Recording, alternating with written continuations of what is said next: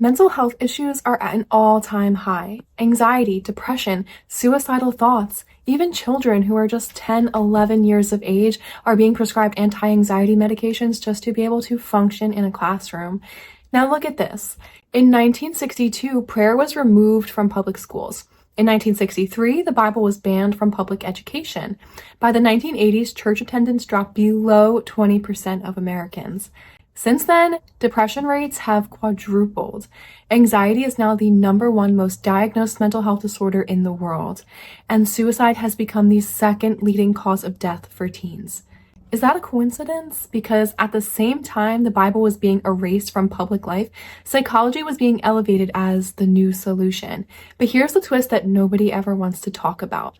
The most powerful evidence-based tools in psychology today are just rebranded scriptures. If we haven't met before, I'm Elizabeth, a master's student in clinical mental health counseling and founder of the fastest growing Christian mental health program on School. We've helped hundreds of women become leaders who steward their emotions, habits, and homes using these exact tools.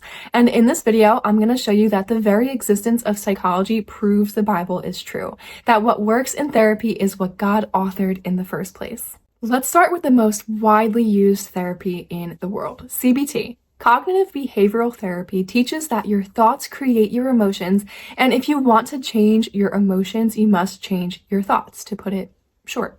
This is the foundation of emotional wellness today. It helps with anxiety, depression, trauma, compulsions, and it's backed by decades of clinical research. But here's the question. Did science really discover this or just replace what the scripture that they got rid of already said? Romans 12:2 says, "Be transformed by the renewing of your mind." 2 Corinthians 10:5 commands us to take every thought captive. And if you ask me, that's CBT. Let me put it plainly. What psychologists today call thought records and cognitive restructuring, the Bible calls renewing your mind and meditating on the word day and night. It's not just mindset work, it's renewing the mind with truth that makes lasting change.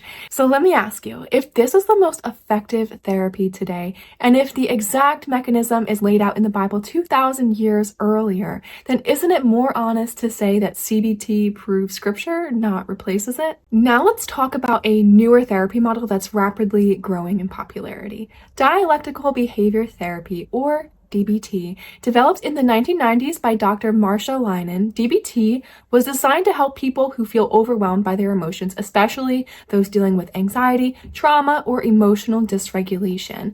It's structured around 4 core skill sets, and they're mindfulness, distress tolerance, emotion regulation, and interpersonal effectiveness.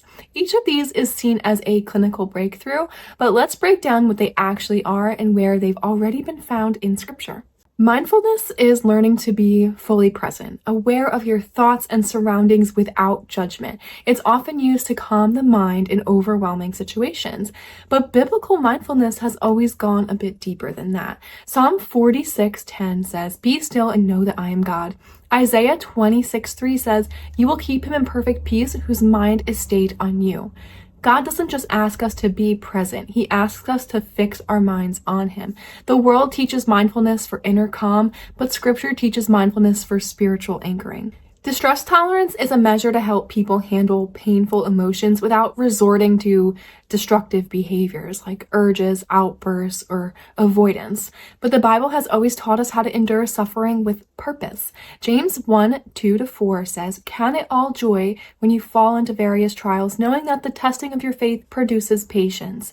Romans 5:3-4 reminds us that suffering produces perseverance, character, and hope.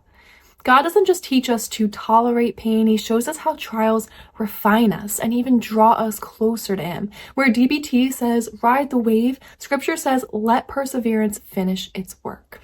Emotion regulation helps people learn to identify, label, and shift overwhelming emotions so they don't control your decisions. But again, this isn't something new. Proverbs 16:32 says, "He who is slow to anger is better than the mighty." And Galatians 5:22-23 lists self-control as a fruit of the Spirit.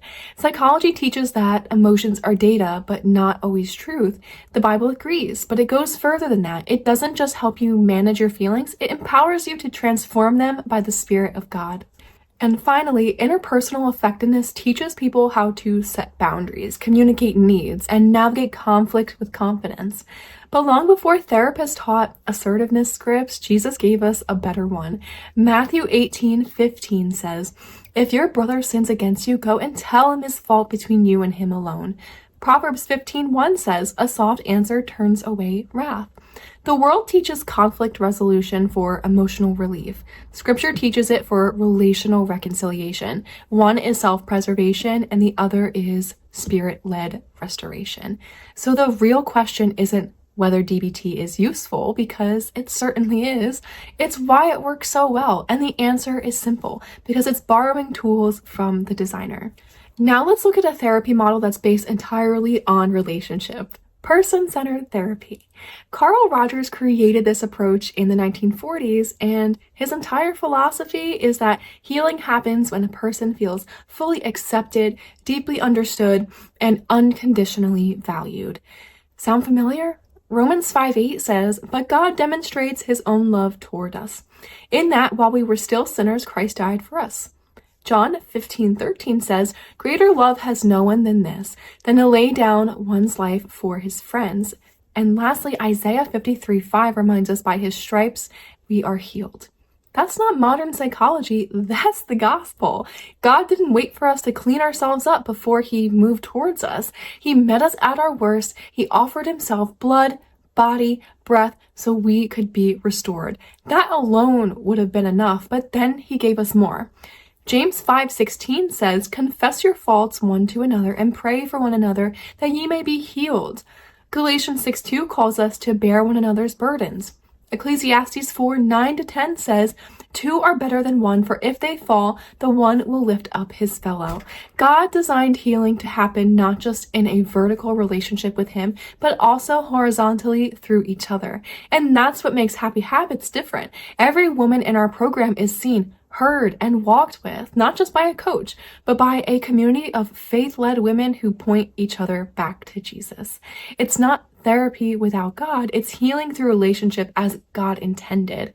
So again, the question isn't whether therapy works, it's why it works. And the answer is simple, because it's borrowing the tools that God already gave us. Here's the truth that no one in academia wants to admit. The existence of the mental health field is evidence that the Bible is true. The techniques that heal us, renewing the mind, regulating emotions, honest confession, grace-based relationships, are all in Scripture.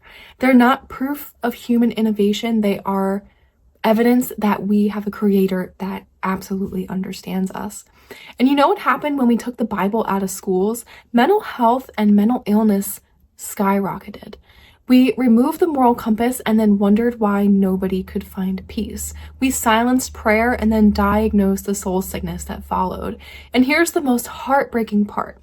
People today are getting just enough relief from therapy to stay alive, but not enough truth to set them free. They've learned how to manage symptoms, but they still have a God-shaped hole in their hearts. They're emotionally aware, but spiritually empty. They have internal coping skills, but no eternal security. Because mental health techniques can stabilize your brain, but only Jesus can save your soul. If you got value out of this video, please subscribe. We post practical biblical content every single week, and we're on a mission to provide discipleship to over 1 million people, and every single one of you matters. If you're in need of more support, you can find all of our links, including the Christian mental wellness community, in the description below. Bye for now.